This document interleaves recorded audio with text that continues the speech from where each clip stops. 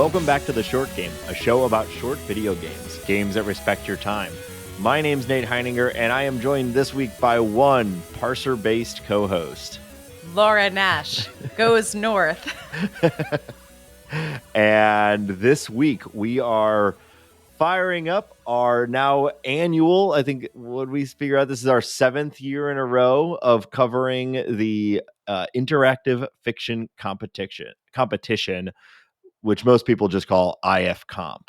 Yeah, IFComp's been going on for 28 years, but we've been doing it since 2015, which is pretty long, honestly. I was pretty surprised to find out we have actually covered it every single year since we decided it was worth covering. Yeah, and I love it. It's a great time of the year. If this is your first time, if you've only joined us listening to the show in the last year, we're not going to go too heavily into what IFComp is. We've done like 4 episodes every year on this show about IFComp. You can go back and listen to some of our primer episodes, but we thought we'd do at least a little breakdown of what it is.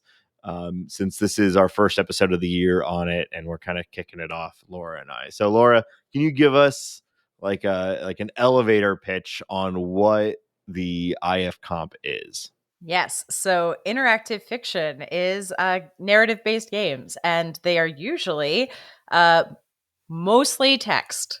There are often extra things. Several of the games today will have those little bonuses, but at the heart, it's reading and it's making choices.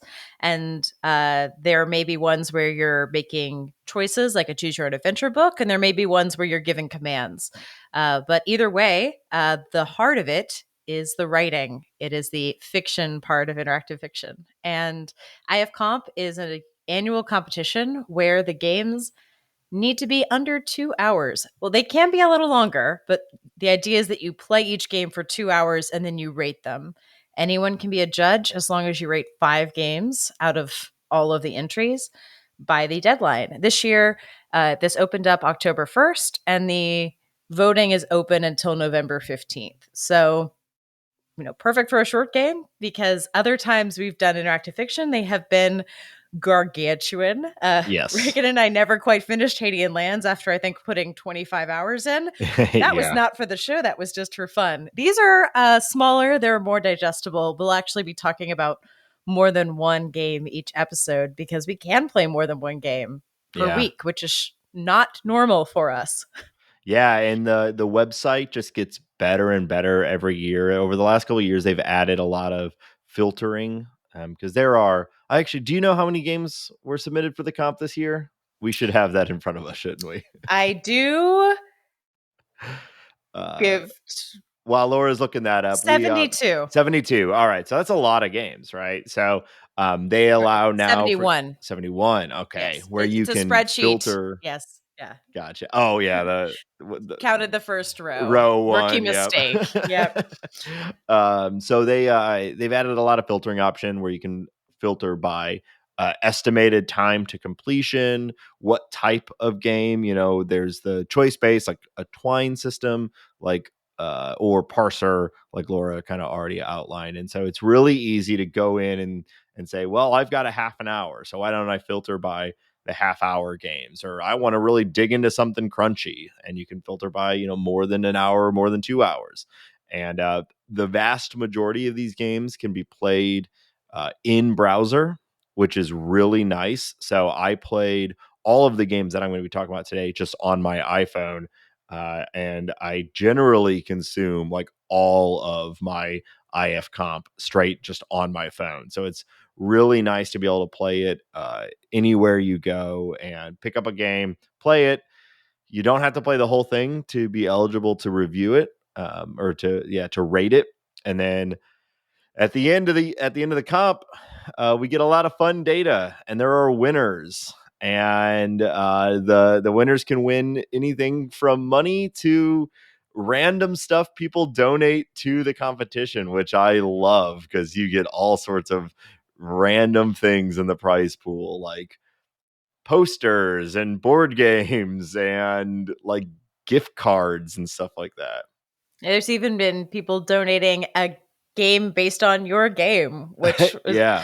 it's Yeah. one of my favorite prizes. But Yeah. IFComp is a really lovely time to get a smorgasbord of what's new, what's going on, meet new authors who might have longer works. We like playing it because it keeps us current in this world without some of the larger competitions are much, much harder to cover in our Yes. timeline. But the fall, the leaves turn, the stories are written, and we play them. Yeah, and we'll talk about this more throughout the month, but I think interactive fiction also, we see a lot of future trends in this comp, a lot of things that people might make into broader games based off of the success it might have in IFComp. And also, there's something about the types of subjects that you can cover in interactive fiction that may not be suitable or really available for a like a more developed game with like a you know something made in Unity with full character design and things like that. Like some things are better to left to the imagination actually, and having a really strong author in putting interesting choices in front of you is the best way to consume that story. So we see some really unique, really challenging at times, and really thoughtful pieces in this game. So if you're a fan of just good writing, it's hard to find anything better than IFComp. Yeah. And this year is no different. Nate, do you want to start digging into our picks for this week? I think we should. So Laura and I, we're going to talk about 7 total games. We both played one of the same. And Laura, why don't you kick us off? Sure thing. Well, I did not come into the list with a agenda. I just looked at what seemed interesting, what I had time for, had about an hour, and I chose to play first the Grown Up Detective Agency by Brendan Patrick Hennessy because Great name. yeah, the title is perfect, and the summary is that a time traveling 12-year-old version of the main character comes back and is hanging out with her during this while they're trying to solve a mystery. Nice. Catnip.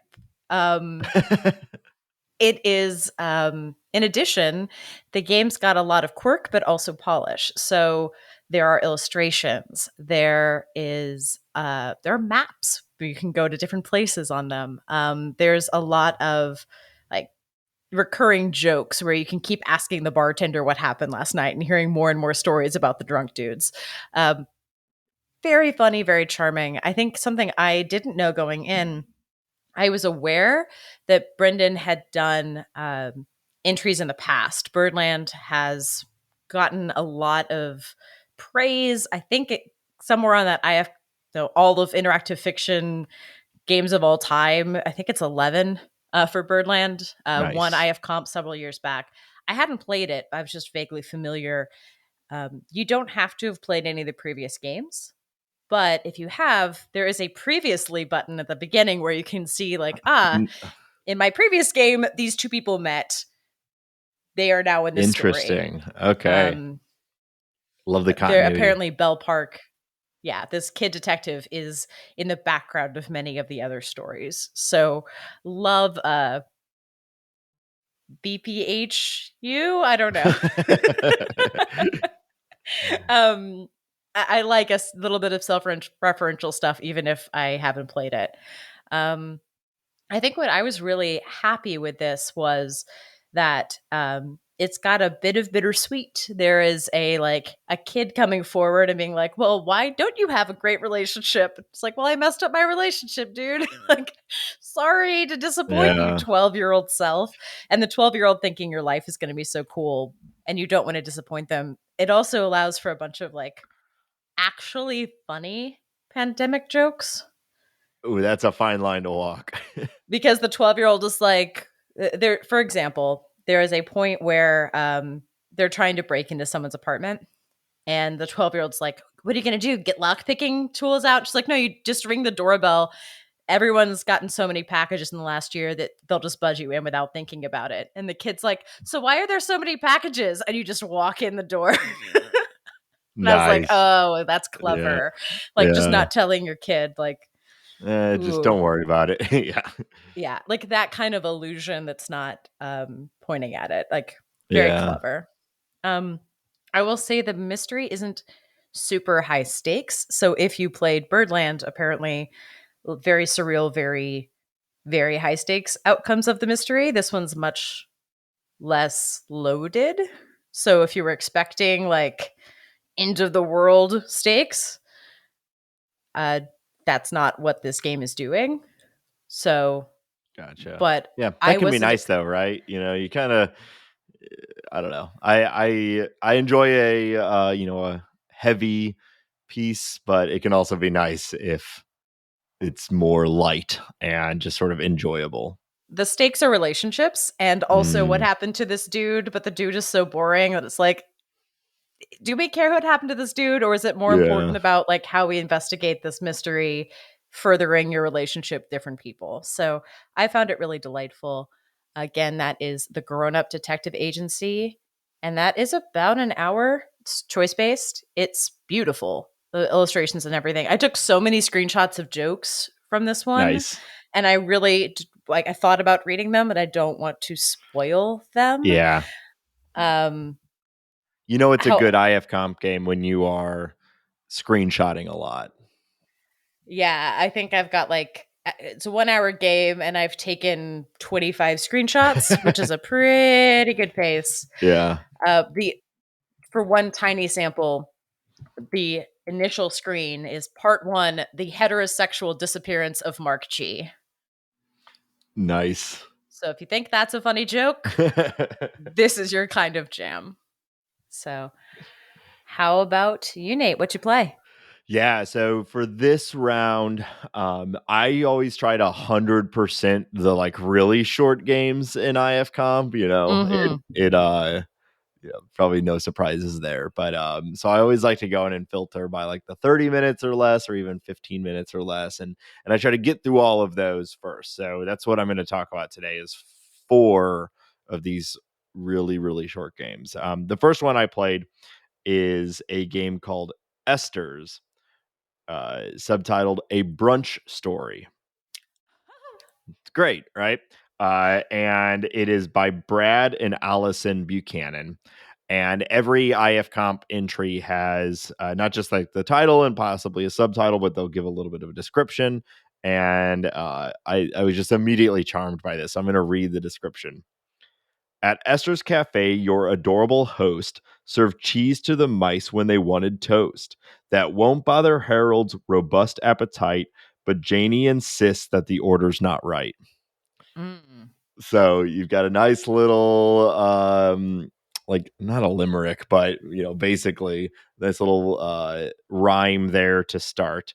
And basically it's a children's book. It's a choice-based children's book. It has adorable little drawings at the top of multiple pages, and the story is that these two mice, Harold and Janie, have been going to this restaurant that they love because they want brunch, and the owner of the restaurant loves these mice and always gives them cheese when they show up. But the problem is the restaurant owner doesn't speak squeak Of course. and doesn't know that Harold and Janie have been trying to order mimosas and avocado toast. Uh, and so they finally are determined. Today, we are going to get avocado toast and mimosas. And what follows is really delightful little choices where you are trying to convey as a mouse to the owner of the restaurant what it is that you actually want. Mm. And talk about low stakes. This is intended, for kids. It says, even in its description, it says children's literature. I don't know how many kids are actually engaging in IFComp, but I like this. I've been thinking I might read the or like have my kids try to Mm-hmm. participate in it. I have not yet, but I took a screenshot. So after every page, you have options, and the one that made me laugh is one of the options was do your best impression of an avocado. And that's one of the ways that you're trying to like emote to the restaurant owner that uh you want avocado. And hijinks ensue because it's like two mice in a restaurant, and it's just delightful, really really quick, really nice, well written, well paced, funny little options, and overall it was cute. I enjoyed it.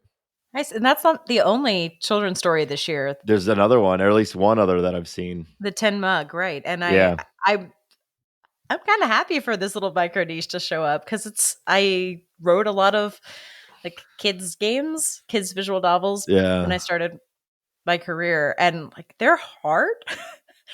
And Yeah. I'm all for like someone who's way better than me to write like mice getting brunch.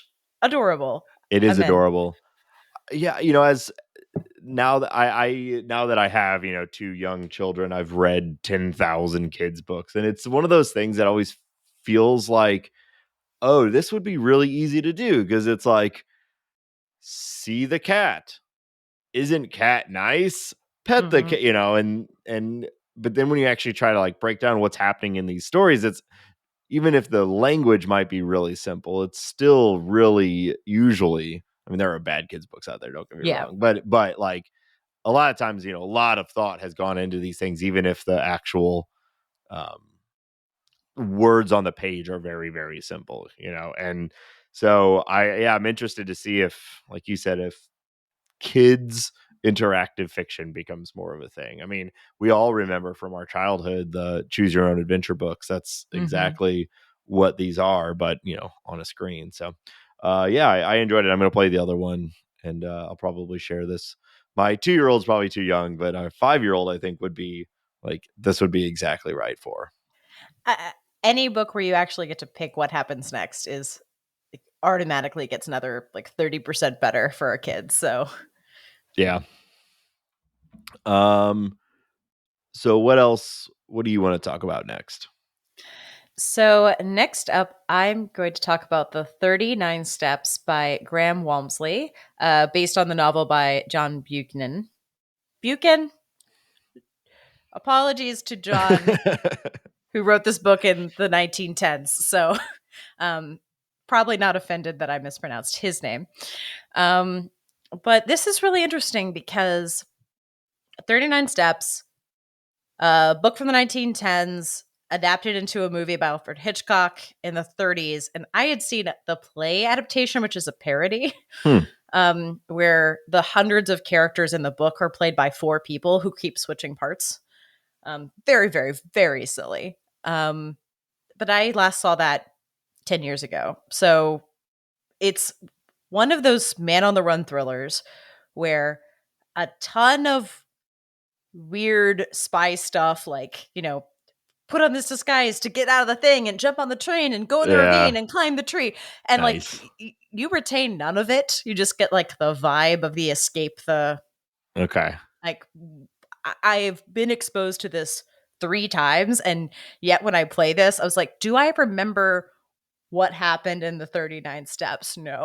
I have consumed this media multiple times, and yet no memory of what actually How could happened. you? How Who could I? who could ever? That's not the point. It was apparently extremely popular in the trenches of World War One because people were just like, yeah, just want to read the vibe.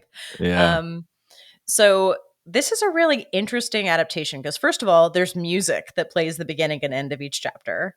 Nice. So when you get through one of the chapters, there's 4, like you get this like very atmospheric spy music before you go into the next one. Like you made it out. Because if you get captured at any time, you have to replay the chapter. Hmm. But if you evade and get past to a certain point, they'll give you a checkpoint, which I found very fair. Love a checkpoint. Love a checkpoint. Also, the game is incredibly transparent. So when you choose options, they'll have things like bold, open, or clever next to them. So you can do the clever option, which is something they say like They actually say this straight out in the game. If you choose a clever option, your mind is going to be tuned towards things that are suspicious, but you're also more likely to see Oh, things that are normal as suspicious. If you choose bold options, you're going to do very dangerous, risky things, but also you're taking on more dangerous risk. And if you choose open, you're going to have a more enjoyable open time, but you're also going to miss opportunities. interesting.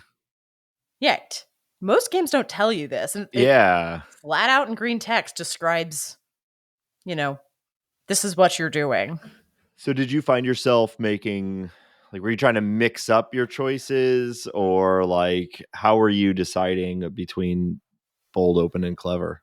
Knowing I was, if I had remembered the 39 steps, I might have tried to play the actual what happened, but I didn't remember. So I ended Gotcha. up choosing mostly clever options because mostly I was going on what is the option I think is most fun or what I would want to do in this moment. For That example, was my thought. As like, it feels like it'd be hard not to pick clever every time, but right, but sometimes yeah. clever is like hide and bold might be climb to the top of this tree. And I might Oh, think okay. like climbing to the top of the tree, although it's a pretty dangerous option and you risk being seen, like I would probably prefer to be up than on the same level as Yeah. people. Okay. Like, So I didn't realize it.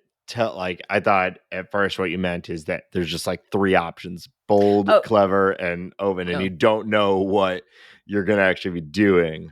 Right. So it'd be something like bold, break open this cabinet, clever, like try to pick a lock, Yeah. uh that kind of thing. Okay. That's Where cool. you can choose what you want to do, but it's telling you, like, hey, if you pick too many of these options, you're going to be closing off paths ahead Gotcha. or opening up paths ahead, Right. depending on what you do. Um, Interesting. so I found that really, like, on a meta level, it felt like an adaptation that was telling you exactly how it adapted itself. Like, Yeah. it was showing the seams and showing all the work, which I found fun. I Yeah. could see if you're trying for immersion that you wouldn't be as into it. But for me, I was thinking it felt very like a tabletop game in a way. Yeah. I tend to like that more. You know, there's been some really interesting things in IFComp where they like make it very clear to you that you are playing an interactive fiction game. And I always like that. I think that sort of kind of breaking the fourth wall, so to speak, within the genre, I think is a lot of fun, and can add an interesting layer to these sorts of things. Yeah. For example, when you start chapter 2, The Blackstone Approaches, at the bottom of the screen, it just says in little green italics, when your pursuers find you, chapter 2 will end. If you want to play the chapter in full, avoid being noticed. Interesting. Yeah, this sounds like a lot of fun. I'm gonna have to check this out. Yeah. So it feels more like a game Yeah. than it is plenty of fiction, but like the thing about 39 Steps, if you're unfamiliar with the story, is it is like North by Northwest, one of those like ridiculous things will continue to happen until the end of the Yeah. story. Like and so I knew that going in. I was here for the weird spy stuff where you're like suddenly you Yeah. put a tweed jacket on and no one knows who you are, like that kind Love of it. thing. Yeah. Love it. So I was happy to know like, hey, chapter 2, you're not trying to get the police, you're trying to get, you know, escape undetected. So Yeah. I enjoyed that. I think it's been an interesting. I looked at a couple other reviews, and I think depending on what people were going in for, people are either like, yes, it is a emulator for 39 steps, or they were like, oh no, I thought it was going to be like a atmospheric spy time. It's Oh, more the yeah. former than the latter. But Yeah. I had fun with it.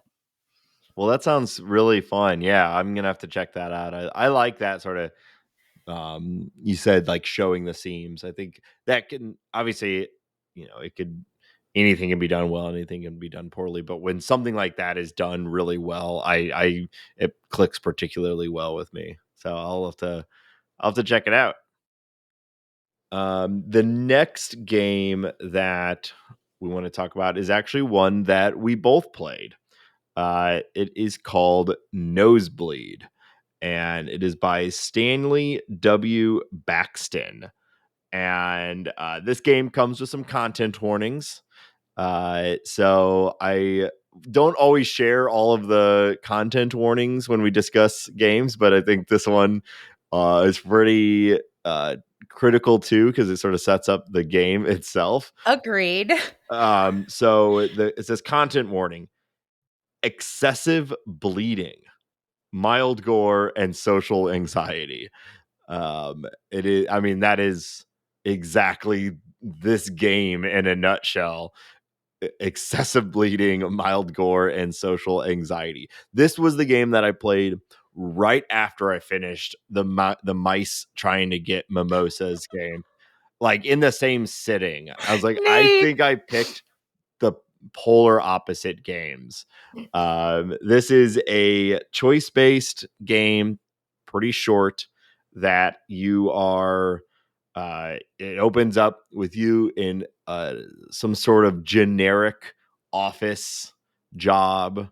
Whoever wrote this, Stanley, I have to imagine worked in a cubicle farm or something like that, Mm-hmm. because the descriptions are good, feel real, and your character, the nose starts bleeding, and it starts bleeding a lot, and it has a kind of a cool little system where you have the words on the screen, and then at the end of each sort of page at the bottom, there'll either just be a next button or there'll be multiple different verbs, and you select what verb you want, and you drag it up to a keyword on you literally, like, on my phone, you tap and you drag it up to a keyword on the from the main page, and that is how you make your choice. So it might be something like, you've got blood all over your hands,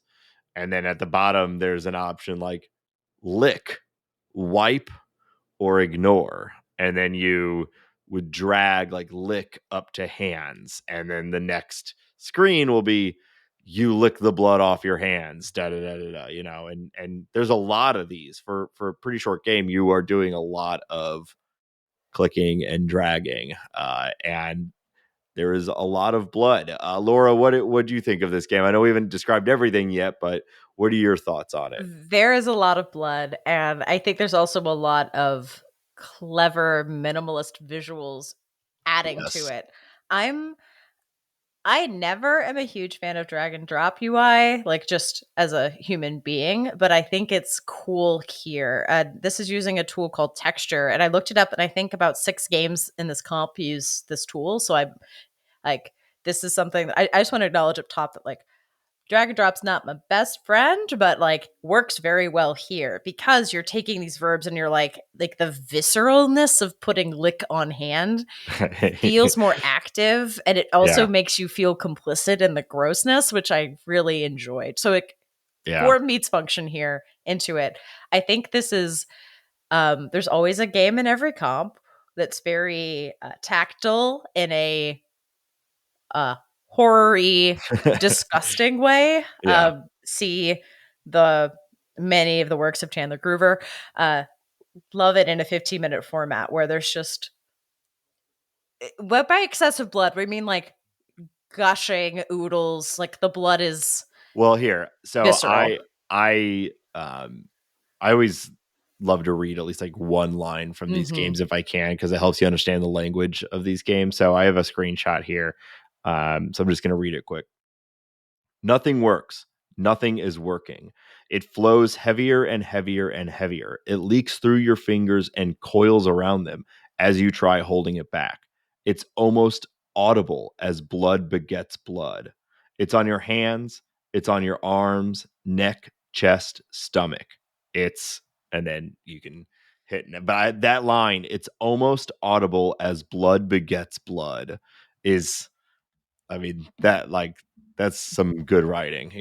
Uh It's so it's I wouldn't say it's realistic, it's beyond realistic. no. It's like audible blood when you Yeah, and read it. there's a really cool thing that we've been kind of, sort of going around on here, beating around the bush, but I think we got to talk about it because I've not seen anything like this in IFComp game. So the screen is all white with black text, but as you are playing, streaks of red start going down, and then there's a scene where it's like you're getting drops of blood all over your white t-shirt, and the screen starts getting little red drops that stay there, and it gets more and more and more as the story continues. So it's a really cool combo.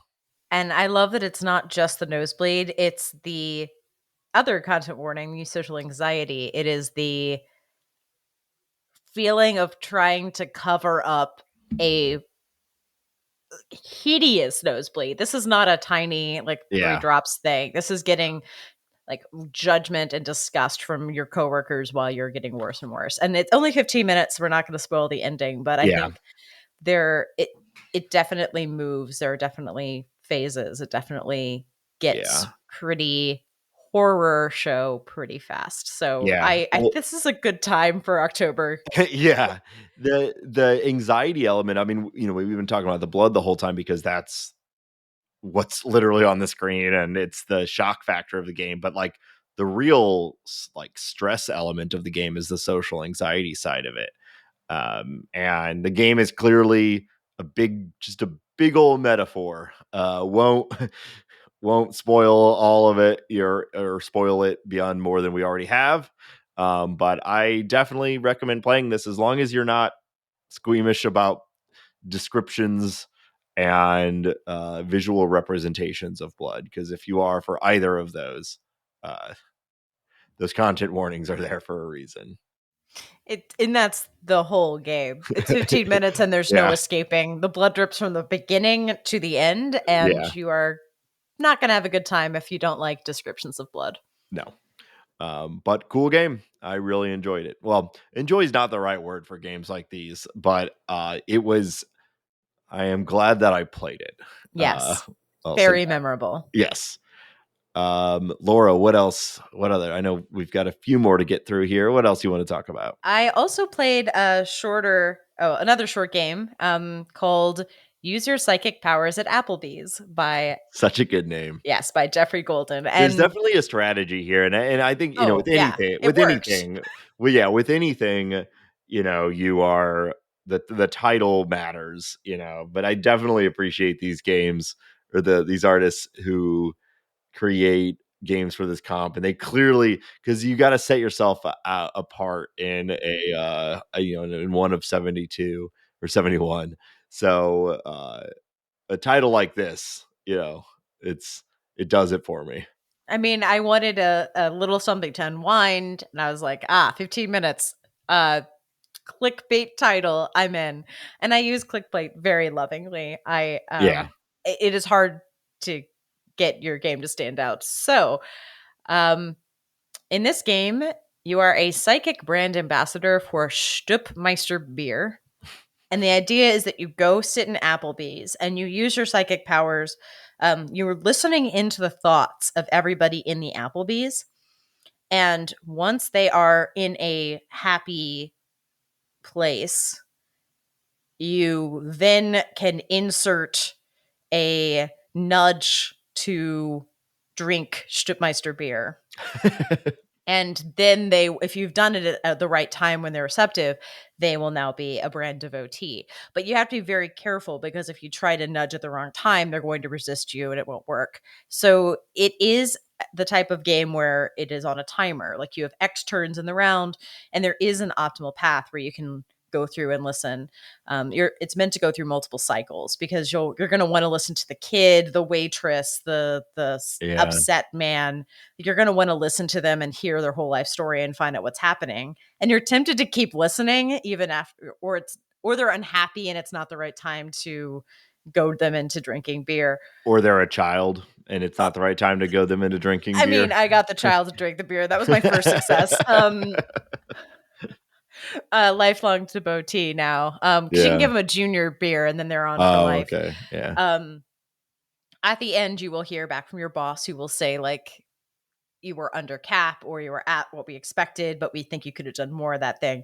But really, it's about trying to listen to the the people's ridiculous life stories, inception them into drinking beer, and then like move on to the next person. But if you want to get the whole story, you've got to, I guess, put your job on the line, because you're not going to be able to get everybody to drink beer if you also want to get the story. So one of those trade-off games. Interesting. That's Yeah. fun. Yeah, that's I mean, great title, interesting interesting concept. And absolutely ridiculous stuff happening in the game too. One of those like, oh, I can listen to this person and they're going to completely be going off the rails. And I keep wanting to hit like listen, keep Yeah. listening, even though it's destroying the game's run. That kind of game. Yeah, they want you to make that choice of, do I like go for more content or do I go for the win? Yeah. Is this a Yeah. game that's going to make you like rethink your childhood or question your identity? No, that's not what this game is. This Yeah. game is called Yeah. Use Your Psychic Powers at Applebee's, and that's what the game is. So I really enjoyed it. It's exactly what I was expecting from the title. I had a good time with it. Yeah, I wish I would have played that after playing Nosebleed. Uh yeah. That sounds great. Yeah, I didn't really all the games I played, Esther's was cute and kind of funny, but more like cute and silly than like funny. But one of the best parts of IFComp is you can get some really, really funny games. So I think next time I sit down, I'm gonna prioritize playing some of the comedy games that are in Yeah. this year. I would say that the Grown Up Detective Agency was funnier, but this one, because this one had funnier concepts, but it wasn't Yeah, like jokey. It was the more like jokes. a Yeah, Tarantino has like joke concepts in it, but it's not right. necessarily a laughter thing. Yeah. Like that's more of the vibe. Okay, Versus Grown Up Detective Agency had actual like jokes. setups and punchlines and stuff. Exactly. Yeah, So yeah. still a good Interesting. time. Okay. Well, continuing with my run of not playing, after Nosebleed, I picked a game called Glimmer, which is by Katie Benson, and the sort of description says it's bleak out there. No one would blame you for turning away, and it calls itself a slice of life game. And it's really what it is. You are playing as someone who is going through a tough time. And a lot of the first part of the game is following as someone sort of goes deeper into a hole of despair, with some really, really nice writing. So, once again, I'm going to read something because I just thought the word choices here were really, really nice. So, and I think it gives you an idea of the tone of this game. So, cocooned in the gloom of your duvet, hidden beneath layer upon layer of blankets, you will your mind to go blank. You feel like you've done nothing but think for the last few weeks, and it's not getting you anywhere. You focus only on your breath, counting each one in and out. Your breathing is all you can hear. And then, but I love that line, cocooned in the gloom of your duvet, That's beautiful. right? Just assonance. Yeah, It's it's so fun to say. yeah, cocooned in the gloom of your duvet. Yeah. And the whole thing is written that way. It's very, very bleak. But it's called Glimmer for a reason, because you are visited by a friend, and maybe that friend is a glimmer of hope. And it gets it it it gets better. If the first 80% of the game is digging yourself into a hole, the last 20% is starting to maybe look up, if that makes sense. It So, does. It's lovely. yeah. And yeah, it's, it is, there's not a lot of choice there. Like there are some choices, but I don't think it necessarily changes any outcomes, just changes kind of like what language you get, what passages you get, but it's still just a nice read.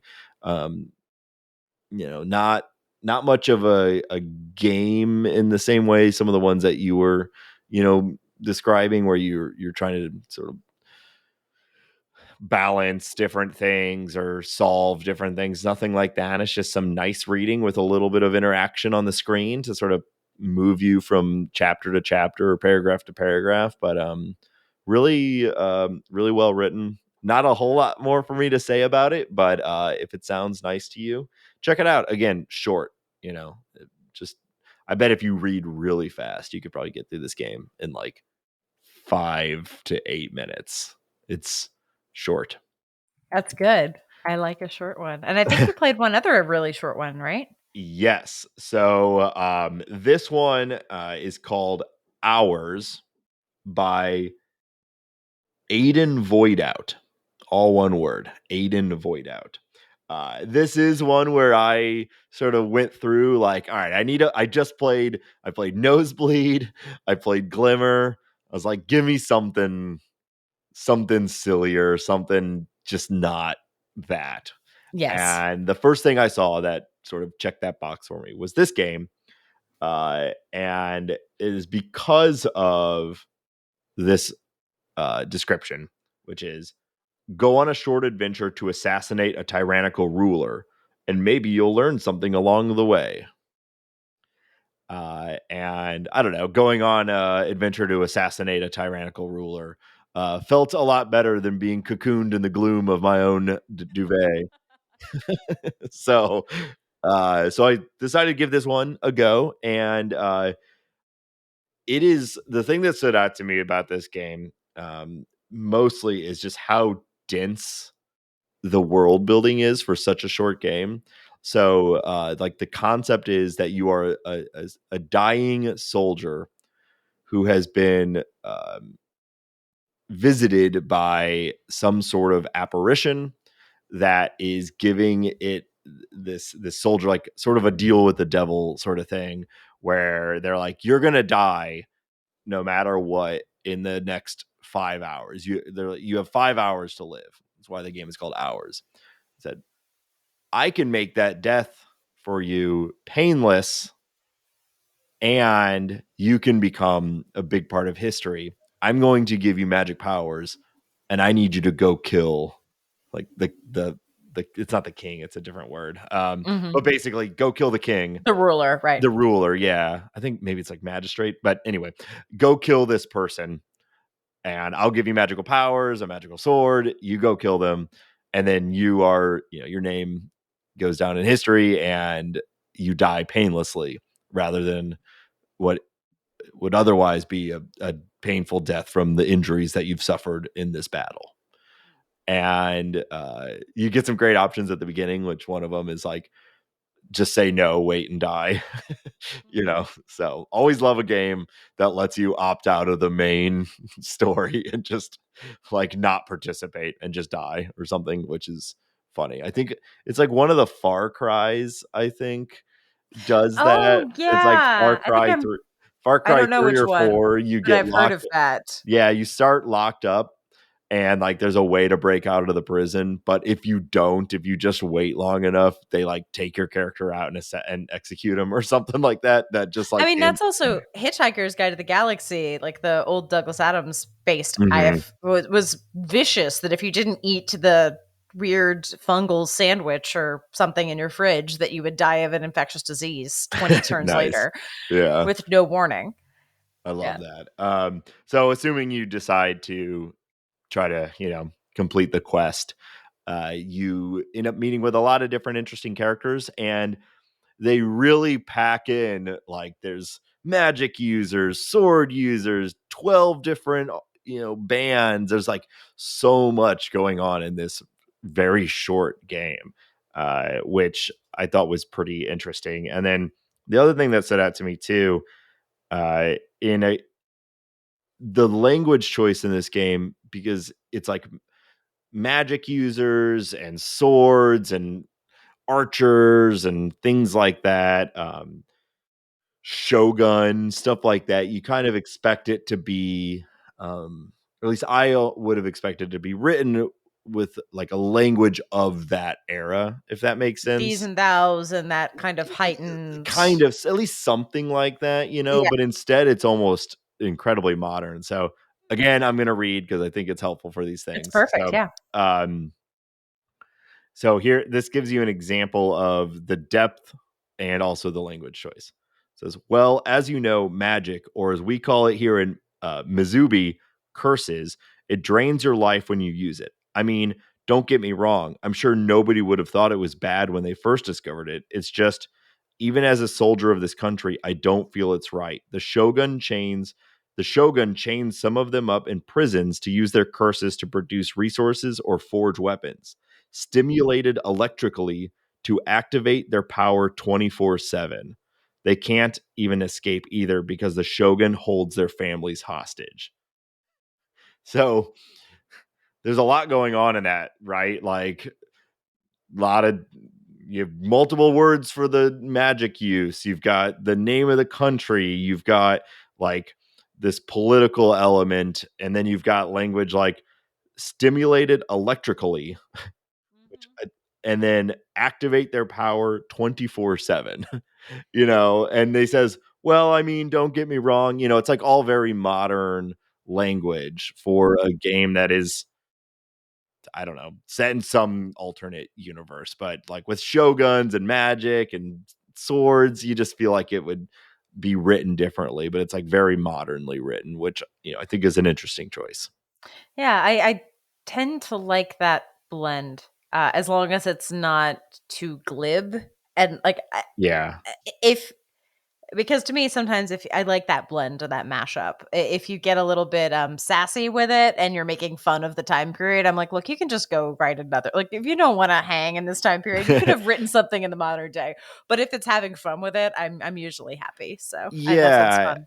I think it was, I really enjoyed this game, but I do think at times it was a little distracting how much it was just like, yeah, it's lighting them up 24/7 or whatever, like where it did feel like you were separated a little bit from the story with such modern language. But I agree with you too, though. It can be nice and it can be kind of fun or funny. It can add a tone to these games that are maybe trying to do something serious that you can kind of reel it in a little bit. So again, interesting game called Hours.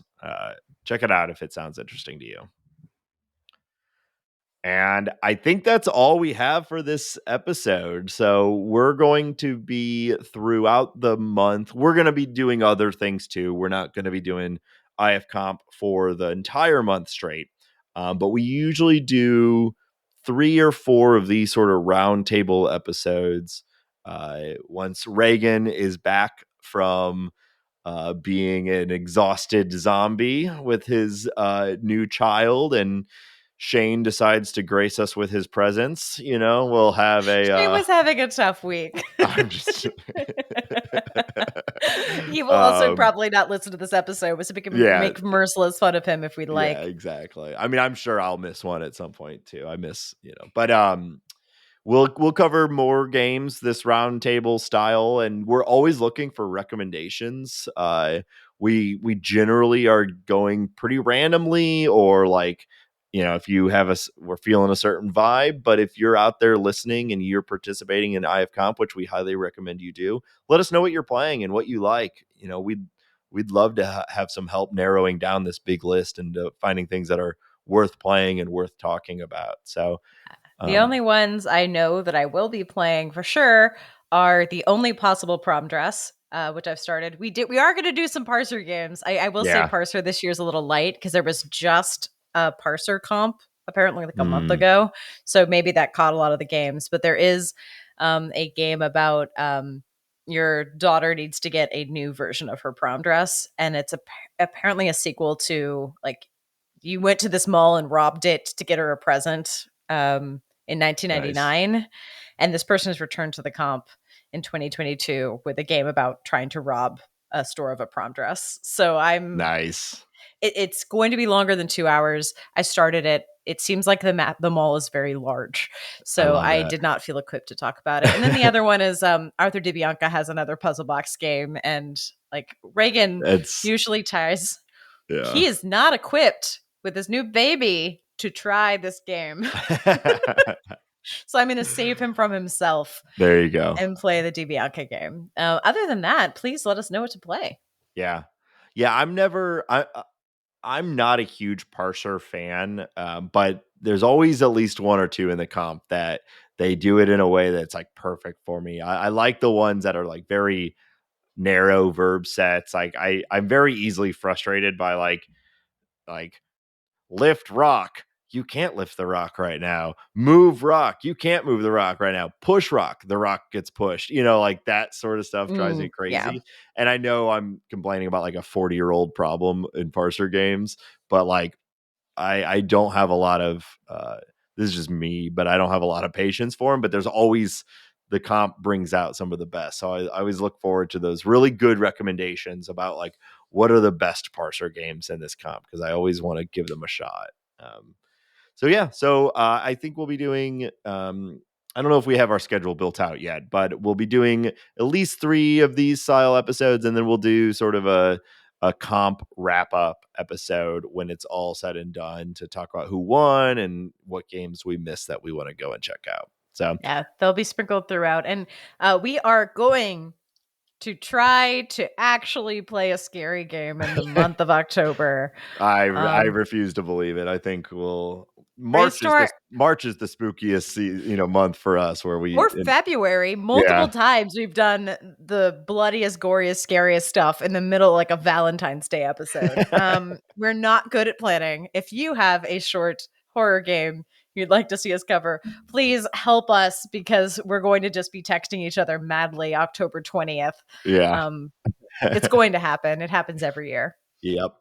So, all right. Well, I think that's going to do it. Laura, thanks for joining me today on this. If you are out there and want to engage with us even more, we are supported on Patreon. So check it out at patreon.com/theshortgame. We've been at this for a long time, and we really appreciate those who choose to subscribe.